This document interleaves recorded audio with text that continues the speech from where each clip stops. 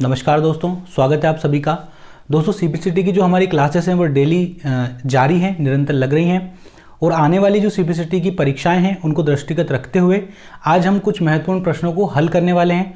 तो जो प्रश्नों को आज हम हल करने वाले हैं सभी के सभी प्रश्न क्या है, बहुत ज़्यादा महत्वपूर्ण है आपकी जो परीक्षा उसके दृष्टिकोण से। तो विभिन्न प्रश्न हैं यहाँ पे, सभी आएंगे। ज़्यादातर जो संख्या होगी वो हमारे MS वर्ड के प्रश्नों की ही होगी, क्योंकि MS वर्ड से जो आने वाले क्वेश्चंस हैं उनकी संख्या हर एग्ज़ाम में, सीपीसीटी की चाहे कोई सी भी आप एग्ज़ाम ले लें, हर एग्ज़ाम में हमेशा ज़्यादा ही रहती है। तो आप लोगों को करना कुछ नहीं है, पेन और कॉपी लेके बैठना है और जो क्वेश्चन यहाँ पे आया है उस क्वेश्चन को लिखना है, उसके जो विकल्प हैं उनको पढ़ना है, उसका सही उत्तर आपको यहाँ पे लिखना है। तो देखिए बहुत शानदार क्लास आपकी आज होने वाली है, बहुत अच्छे क्वेश्चंस मैं आपके लिए लेके आया हूँ। उससे पहले हम लोग बात कर लेते हैं मॉक टेस्ट की।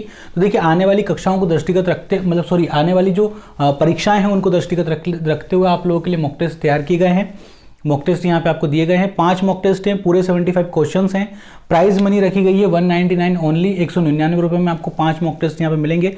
फुल लेंथ मॉक टेस्ट है, यानी कि 52 नंबर के कंप्यूटर भी आएंगे, 6 नंबर का मैथ, 6 की रीजनिंग, 6 का जीके और 5 नंबर का जो हिंदी का पैसेज आता है वो भी आपको इसमें मिलेगा। ठीक है, तो गूगल शीट पे आपको ये मिलेगा, गूगल फॉर्म में आप पे कर दीजिए, पेटीएम, गूगल पे, फोन पे किसी माध्यम से आप पे कर दीजिए।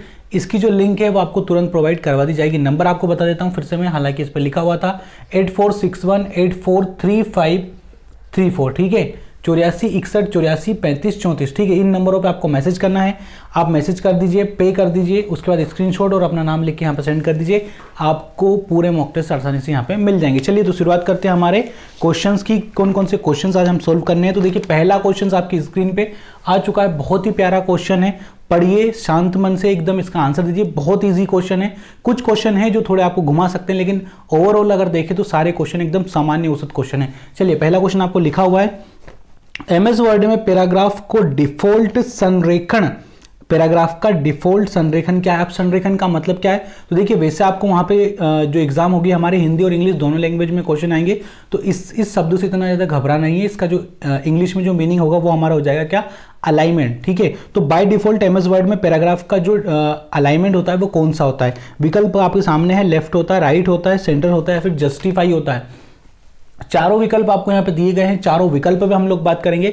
बात यहाँ पे की गई है बाय डिफॉल्ट। देखिए बाय डिफॉल्ट का मतलब आपको समझना पड़ेगा कि बाय डिफॉल्ट का मतलब होता क्या है। जैसे मसलन आप मान के चलिए कोई इंसान अगर पैदा हुआ है, बच्चा अगर पैदा हुआ है, तो बाय डिफॉल्ट उसको आंखें कितनी मिलेंगी, बाय डिफॉल्ट उसको आंखें मिलेंगी 2। यानी कि जो चीज पहले से निश्चित है, हम उसमें किसी प्रकार का कोई परिवर्तन नहीं कर रहे हैं, उसे कहा जाता है बाय डिफॉल्ट।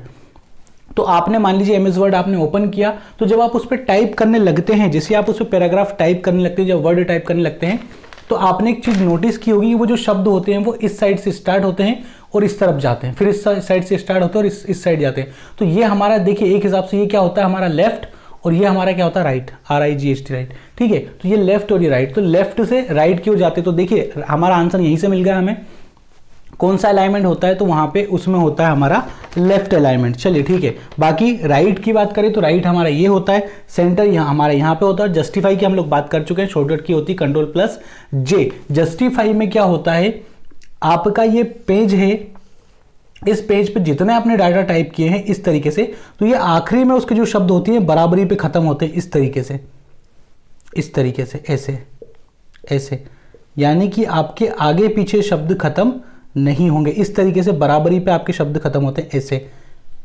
जस्टिफाई, ये जस्टिफाई हो गए। ठीक है, अगर आप जस्टिफाई नहीं करेंगे तो कोई सी लाइन आपकी यहाँ खत्म हो रही है, कोई सी लाइन आपकी यहाँ खत्म हो रही है, कोई सी लाइन आपकी यहाँ हो रही है, कोई सी यहाँ पे हो रही है, कोई यहाँ, इस तरीके से। तो इससे होता क्या है, जस्टिफाई करने का फायदा हमें क्या मिलता है कि प्रिंट करने पे आपके जो ये बाहर शब्द जा रहे हैं ये कटते नहीं है, इस तरीके से ये कटते नहीं है।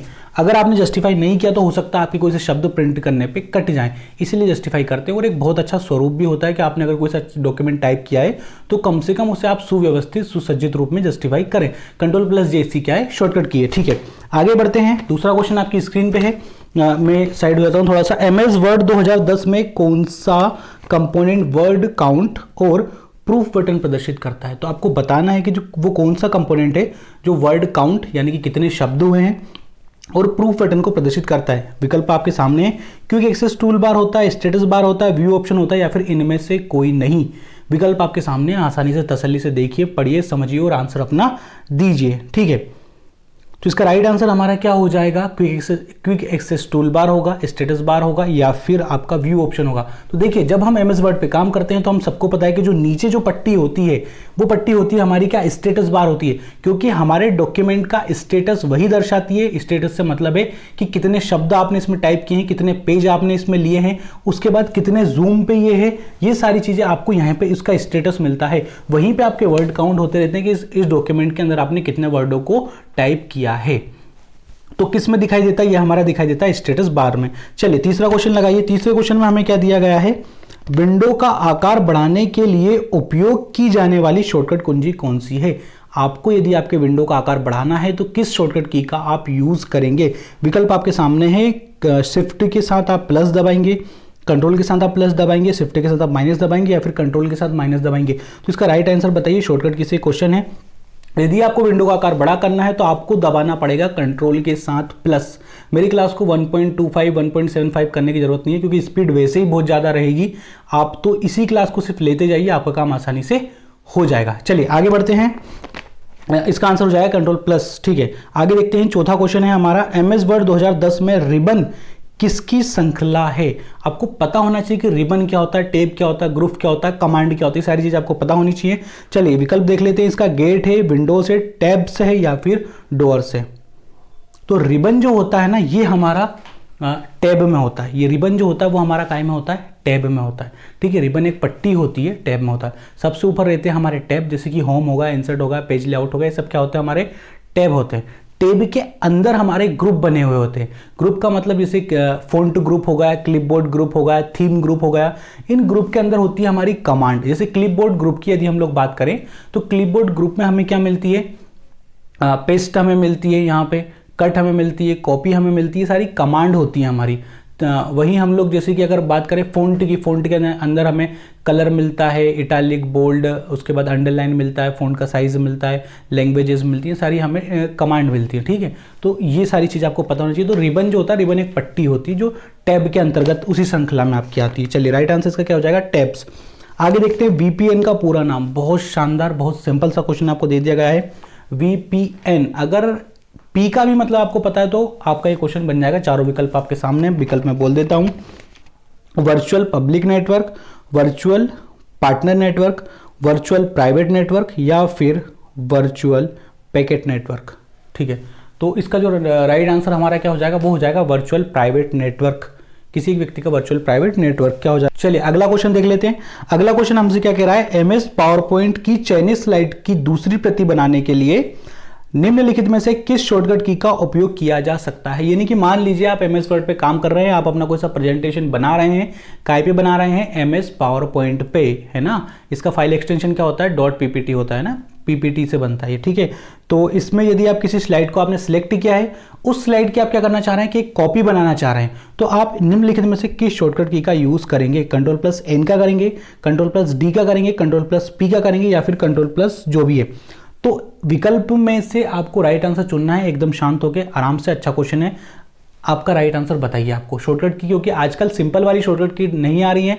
एमएस वर्ड, एमएस एक्सेल और पावर पॉइंट से के अंदर जो यूज होती है वो शॉर्टकट की आजकल क्वेश्चन में पूछी जा रही है। यही रीजन है कि हमने इस क्वेश्चन को यहाँ पे रखा है। चलिए तो राइट आंसर दीजिए आप। इसका राइट आंसर क्या हो जाएगा? इसका जो राइट आंसर होगा वो हमारा क्या हो जाएगा? कंट्रोल प्लस डी हो जाएगा। क्या होगा इसका राइट आंसर? हमारा कंट्रोल प्लस डी हो जाएगा। चलिए आगे बढ़ते हैं। सातवां क्वेश्चन बहुत ज्यादा सिंपल सा क्वेश्चन है। मुझे नहीं लगता कि इस क्वेश्चन का आंसर मुझे आपको बताना चाहिए, क्योंकि सबको इसका पता होगा। डीबीएमएस का पूरा नाम पूछा गया है। डीबीएमएस का मतलब क्या है? तो डीबीएमएस का मतलब क्या हो जाएगा? हमारा डाटाबेस मैनेजमेंट सिस्टम। क्या हो जाएगा? डाटाबेस मैनेजमेंट सिस्टम हो जाएगा। चलिए आगे बढ़ते हैं। आठवां क्वेश्चन देख लेते हैं। डॉक्यूमेंट पर किए गए अंतिम ऑपरेशन का अंडू करने के लिए शॉर्टकट की क्या है? सिंपल सा क्वेश्चन है, थोड़ी सी लैंग्वेज ज्यादा कर दी, लाइन 2-3 जोड़ दी फालतू की, बाकी कोई इसका मतलब नहीं है। अंडू की शॉर्टकट की पूछी गई है आपसे, आसान भाषा में अगर आपको बताऊं तो। अंडू की शॉर्टकट की आपको पता होनी चाहिए। चारों की पढ़ लेते हैं पहले तो। कंट्रोल प्लस सी का मतलब क्या होता है? कंट्रोल प्लस सी का मतलब होता है हमारा कॉपी। कंट्रोल प्लस सी का मतलब क्या होता है? कॉपी होता है। कंट्रोल प्लस वी का मतलब होता है पेस्ट। कंट्रोल प्लस ए का मतलब होता है सिलेक्ट ऑल। तो आपको पता होना चाहिए Ctrl+Z का मतलब क्या होता है, अंडू होता है। दो चीज़ें होती हैं, एक अंडू होती है, एक रीडू होती है। अंडू का क्या होता है कि यदि आपने कोई सा इंस्ट्रक्शन या कोई सी कमांड आपने दी है पर आप चाहते हैं कि उसको वापस करें तो अंडू दबा दो, वापस हो जाएगी। पर आप चाहते हैं कि उसको फिर से लगानी तो रीडू कर दो, वापस चली जाएगी। अब आपको बताना है कि रीडू की शॉर्टकट की क्या है, शॉर्टकट की पढ़ना पड़ेंगे। चलिए आगे देख लेते हैं अगला क्वेश्चन क्या है। अगला क्वेश्चन हमारे सामने हो जाएगा, निम्न में से कौन सा मेमोरी में प्रयोग में आता है। निम्न में से कौन सा है जो मेन मेमोरी में प्रयोग में आता है, यानी कि मुख्य मेमोरी में हमारा प्रयोग में आता है। इनमें से कौन सा विकल्प आपके सामने है, DDR है, DRAM है, SRAM है या फिर PRAM है। 4 विकल्प है, 4 में से 2 आपने निश्चित तौर पे सुने होंगे। DRAM आपने सुना होगा और SRAM आपने सुना होगा, लेकिन DDR और PRAM हो सकता है किसी ने ना सुना हो। तो DRAM और जो SRAM है इसके बारे में तो आपको पहले से पता भी, और मैं बता भी देता हूँ। रैम होती है रैंडम एक्सेस मेमोरी होती है इसका फुल फॉर्म। इसको 2 पार्टों में डिवाइड किया जाता है, एक हमारा होता है SRAM, दूसरा हमारा होता है DRAM। SRAM का मतलब होता है स्टैटिक रैम, DRAM का मतलब होता है डायनामिक रैम, ठीक है। बाकी जो ये PRAM है और DDR है ये हमारा प्रोग्रामेबल रीड ओनली मेमोरी है। PRAM का DDR भी एक तरह की मेमोरी होती है जो कि हमारे रैम में ही होती है, संबंधित होती है इससे। पूछा हमसे ये गया है कि इनमें से कौन सी मेमोरी है जो मुख्य मेमोरी में प्रयोग में आती है, तो राइट आंसर इसका क्या हो जाएगा, DRAM। डायनामिक रैम ऐसी रैम है जो मुख्य मेमोरी में प्रयोग में आती है। अच्छा क्वेश्चन था, सबको ये नहीं पता था, यही आपके पास मौका होता है सबसे आगे निकलने का। चलिए आगे देख लेते हैं। MS वर्ड 2010 में बुकमार्क का प्रयोग क्यों किया जाता है। 2-3 तरह की चीज़ें होती हैं, एक हमारी लिंक होती है, एक हाइपर लिंक होती है, एक बुक मार्क होता है और एक वाटर मार्क होता है। बुक मार्क और वाटर मार्क में आपको कंफ्यूज नहीं होना है। बुक मार्क और वाटर मार्क में बहुत फर्क होता है, ठीक है। बुक मार्क अलग चीज़ होती है और वाटर मार्क अलग चीज़ होती है। लिंक अलग होती है और रेफरेंस अलग होता है, ठीक है। क्रॉस रेफरेंस अलग होता है ना, लिंक, हाइपर लिंक और क्रॉस रेफरेंस दोनों में फर्क होता है। चलिए इसको देख लेते हैं। तो वाटर मार्क का प्रयोग क्यों किया जाता है, सिंपल सा क्वेश्चन आपसे पूछा गया है, बड़ी बड़ी डेफिनेशन आपको यहाँ पे दी गई हैं, पढ़ के बताओ। तो इसका जो राइट आंसर होगा बेसिकली बता दूं, मान लीजिए हम इतनी मोटी कोई सी किताब पढ़ रहे हैं, कितनी मोटी, इतनी मोटी किताब है। अब इस किताब में हम बीच में चले गए, अचानक से हमें कोई सा काम याद आ गया, या फिर रात को हम पढ़ रहे थे, नींद आ गई अचानक। तो अब जहाँ कल फिर हम सोने आएंगे, कल फिर हम इस किताब को पढ़ेंगे, तो हमने आज कहाँ तक पढ़ी है इसके लिए कोई सी एचानी तो रखेंगे ना। एचानी का मतलब हम कोई सी पहचान रखेंगे ना यहाँ पे, कि मैं कल यहाँ तक आ गया था, मुझे यहीं से आगे करना है। हो सकता है आपने पढ़ते पढ़ते उसको अचानक से बंद कर दिया, आप पेज नंबर ही भूल गए कि कौन से पेज नंबर पे आप थे, तो दिक्कत हो जाएगी। तो इस दिक्कत से बचने के लिए आपको क्या करना पड़ेगा, या तो आप बीच में कोई सा पेन रख दोगे, है ना, ताकि आपको पहचान बनी रहे। या आजकल वो चिट चिपकाने वाला आ गया, ऊपर वो चिट चिपका देते, तो वो चिट ऊपर के ऊपर दिखती है, वहाँ से आप लगा सकते हैं। कुछ लोग मोर का पंख लगाते हैं ना, मोर का पंख होगा, चॉकलेट की पन्नी, बहुत सारी चीज़ें हैं सबके अपने अपने हिसाब से। तो या फिर कोई पेज को मोड़ देता है वहाँ से ना, इसी को बुकमार्क कहते हैं। और इससे ज़्यादा कुछ भी बुकमार्क नहीं है। डेफिनेशन के हिसाब से देख लेते हैं। किसी डॉक्यूमेंट में टेक्स्ट को शामिल करना जो कंपनी के नाम और पृष्ठ संख्या जैसे प्रत्येक पृष्ठ पर दोहराया जाता है, तो यही होता है ना बुकमार्क। और वाटरमार्क क्या होता है, जैसे मैंने ये चीज़ है, मेरा ये डाटा है, इसमें जैसे मैं यहाँ से तिरछे में अगर मैं पीछे अपना नाम नंबर लिख दूँ तो ये वाटरमार्क हो जाएगा। वाटरमार्क को इसलिए लगाते ताकि जो मेरा डाटा है, मेरा पर्सनल डाटा जिसे मैंने बनाया खुद अपने हाथों से, उसको कोई दूसरा कॉपी करके ना बेच दे, इसीलिए लोग क्या करते हैं वाटर मार्क अपना यूज़ करते हैं। जैसे कंपनी से आप किसी बड़ी कोचिंग का कोर्स खरीद लो, पीछे उसका पूरे एकदम इंट्रोडक्शन मिलेगा, इतनी सी चीज़ भी फ्री में आपको नहीं दी जाएगी, है ना। ऐसे ही करोड़ों के धंधे कर लिए लोगों ने पटवारी में, 1,000 के कोर्स बेच के, और उनसे आप पूछोगे भैया किसका कोर्स लिया, तो हाँ ठीक है हम तो विजेता वाले हैं, है ना, और 7-8 करोड़ का फ़ायदा करवा दे और कुछ भी नहीं आना है, 100 से नीचे रह रहे हैं लोग। ठीक, तो ये धंधा बना दिया आजकल एजुकेशन को सब ने अपने अपने हिसाब से, है ना। चलो आगे देख लेते हैं। अगला क्वेश्चन हमारा क्या दिया हुआ है, MS वर्ड में कौन सा व्यू यूज़र को डॉक्यूमेंट की वृक्ष यानी कि ट्री जैसी संरचना दिखाता है। बहुत अच्छा क्वेश्चन है, सबसे नहीं बनते इस तरह के क्वेश्चन, इसीलिए आपके सामने लेके आया हूँ। आंसर बताइए। पहला विकल्प इसका क्या है, फुल स्क्रीन व्यू हो जाएगा, दूसरा आउटलाइन व्यू हो जाएगा, तीसरा प्रिंट लेआउट व्यू हो जाएगा, चौथा वेब लेआउट व्यू हो जाएगा। राइट आंसर, यानी कि आपको वो बताना है कि इनमें से कौन सा व्यू ऐसा व्यू है जिस व्यू को यदि आप अप्लाई करते हो तो आपका जो डॉक्यूमेंट है वो एक वृक्ष के समान आपकी उसकी संरचना दिखेगी, वृक्ष के समान, यानी कि ट्री के जैसी उसका जो स्ट्रक्चर है वो ट्री के समान दिखेगा। तो आपको किस तरह का व्यू अप्लाई करना पड़ेगा, तो आपको करना पड़ेगा आउटलाइन व्यू। कौन सा व्यू, आउटलाइन व्यू। ठीक है, चलिए आगे देख लेते हैं। अगला क्वेश्चन हमसे क्या कह रहा है, वाईफाई का मतलब। बहुत सिंपल सा क्वेश्चन है। वाईफाई का मतलब सभी को पता होना चाहिए, क्योंकि किसी ने कहीं ना कहीं कभी ना कभी किसी ना किसी का वाईफाई यूज़ किया है, तो वाईफाई का मतलब कम से कम आपको पता होना चाहिए। वाईफाई का मतलब क्या होता है बताओ? वाईफाई का मतलब भी आपको पता होना चाहिए, एमबी का मतलब भी पता होना चाहिए, जीबी का, केबी का, के का, सबका मतलब आपको पता होना चाहिए। कम से कम जो चीज़ आप यूज़ कर रहे हो डेली उसके मतलब आपको पता होना चाहिए। तो एमबी का मतलब क्या हो जाएगा हमारा मेगाबाइट, केबी का मतलब हमारा हो जाएगा किलोबाइट, बी का मतलब हो जाएगा बाइट, बी का मतलब बीबी हो सकता है ना। बिट से मिलके बनता है बाइट, बाइट से बनता है किलोबाइट, किलोबाइट से बनता है हमारा मेगाबाइट, मेगाबाइट से बनता है हमारा गीगाबाइट, गीगाबाइट से हमारा क्या बनता है जीबी से हमारा बनता है टीबी यानी कि टेराबाइट। सबसे बड़ी अभी तक टेराबाइट है, लेकिन उससे बड़ी बड़ी आने लगी है आजकल, ठीक है, हेक्साबाइट तक आने लगी है आजकल। तो हम यहाँ पे थे, यहीं पे जाओ। आउटलाइन व्यू का यदि आप यूज़ करोगे तो आपका जो डॉक्यूमेंट है उसकी संरचना आपको ट्री के समान यानी कि वृक्ष के समान दिखाई देगी। चलिए अगला देख लेते हैं। सॉरी, वाईफाई पे थे ना, तो वाईफाई का फुल फॉर्म हमारा क्या हो जाएगा? विकल्प क्या दिए हैं हमें? वायरलेस फिडेलिटी दिया है, वायरलेस कार्यक्षमता दिया है, वायरलेस फिडिलिटी, ठीक है, वाइड फिडेलिटी है, उसके बाद है वाइड फिडेलिटी। तो इसका क्या हो जाएगा? वायरलेस। देखो वी आई का तो हो जाएगा वायरलेस, ठीक है, एफ आई का हो जाएगा फिडेलिटी। तो वायरलेस फिडेलिटी होता है वाईफाई का पूरा। ये एमपीपीएससी में भी आया हुआ क्वेश्चन है। एमपीपीएससी ने एक बार वायरस का भी पूछा था, बताओ वायरस का, है ना, वायरस भी पढ़ के जाना, वायरस का फुल फॉर्म क्या होता है, ठीक है, वायरस का फुल फॉर्म भी पढ़ के जाना। एमपीपीएससी ने पूछा ये प्रीलिम्स में।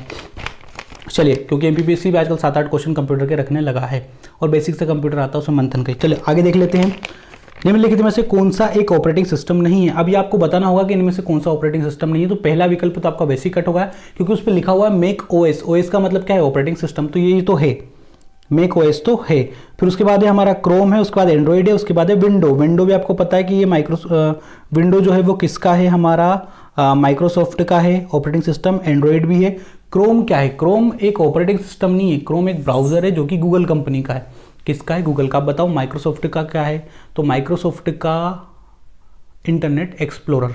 चलिए आगे देख लेते हैं। एमएस एक्सेल में थीम ऑप्शन में पाए जाते हैं dash dash, theme option dash dash में पाए जाते हैं।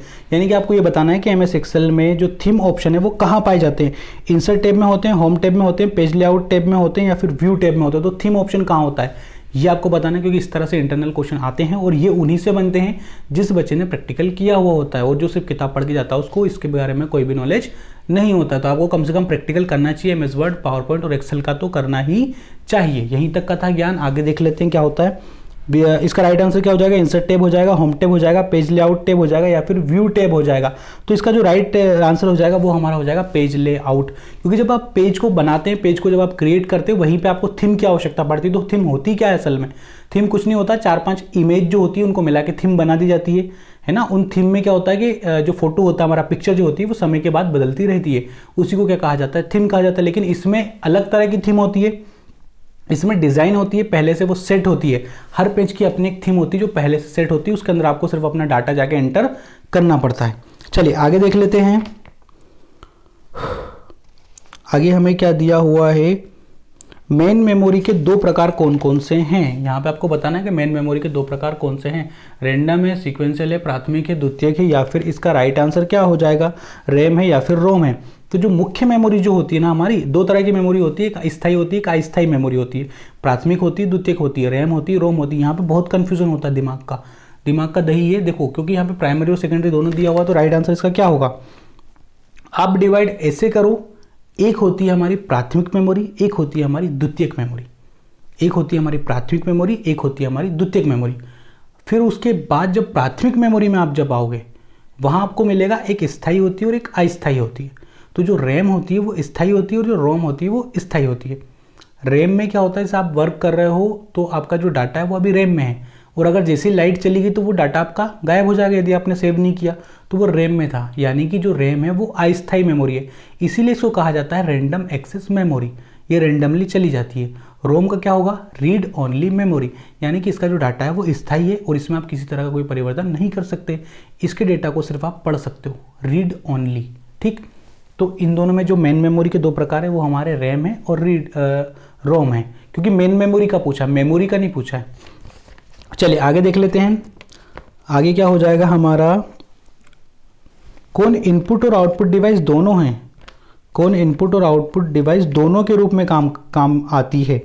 आपको बताना है कीबोर्ड आती है, मॉडेम आती है, प्रिंटर आती है या फिर जॉयस्टिक। जॉयस्टिक के बारे में अभी पढ़ाया था मैंने, इससे पहले वाली क्लास में अच्छा खासा लेक्चर हो गया था जॉयस्टिक का यूज़ क्यों किया जाता है, और असल में देखा जाए तो जॉयस्टिक है क्या। जॉयस्टिक एक वैसे देखा जाए तो एक पॉइंटिंग डिवाइस है। 3 तरह के पॉइंटिंग डिवाइस मैंने आपको बताई थी, 3 या 4 बताई थी। मैंने आपको माउस बताया था, लाइट पेन बताया था, जॉयस्टिक बताया था और एक और था track ball. Track ball mouse का ही उल्टा स्वरूप होता है ना। तो बताइए इसका राइट आंसर क्या हो जाएगा। यहाँ आपको बताना है इनपुट और आउटपुट दोनों में यूज़ होता है वो। तो बताइए क्या हो जाएगा इसका। अगर आपका आंसर मॉडेम है तो आप बिल्कुल सही है, लेकिन आपको इसके साथ बताना पड़ेगा मॉडेम का फुल फॉर्म भी। मॉडेम का फुल फॉर्म हमारा क्या हो जाएगा, modulator D modulator.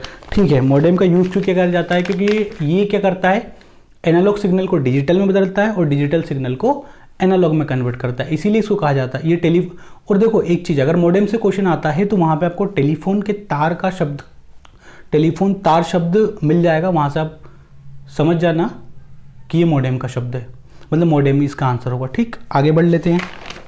Last question की बात करते हैं। विंडो में डिफॉल्ट रूप से टास्क बार डेस्कटॉप के डैश डैश डैश में दिखाई देता है। आपको बताना है कि जो बाय डिफॉल्ट रूप से जो टास्क बार होता है हमारा, वो कहाँ होता है हमारे डेस्कटॉप पे। तो डेस्कटॉप कंप्यूटर की जो फर्स्ट स्क्रीन होती है, जहाँ पे हमारा माई कंप्यूटर होता है, रिसाइकल बिन होता है, टेली होता है, एमएस वर्ड होता है, 2-3 चीज़ें जो हमने कर रखी हैं इंस्टॉल, वो सारी चीज़ें होती हैं।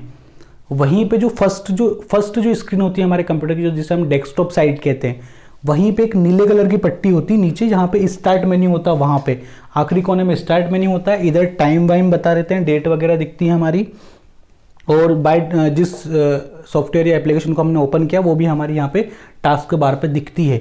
तो टास्क बार हमारे डेस्कटॉप पे सबसे निचला जो हिस्सा होता है ना, नीचे वाला, वो टास्क बार होता है। एक पहचान इसकी ये भी है कि टास्क बार पे ही स्टार्ट मेन्यू होता है। कौन सा मेन्यू होता है, स्टार्ट मेन्यू होता है। ठीक है, बाकी तो देखो शीर्ष पे भी नहीं होगा, दाएं भी नहीं होगा, बाएं भी नहीं होगा, निचले भाग पे हमारा टास्क बार होता है।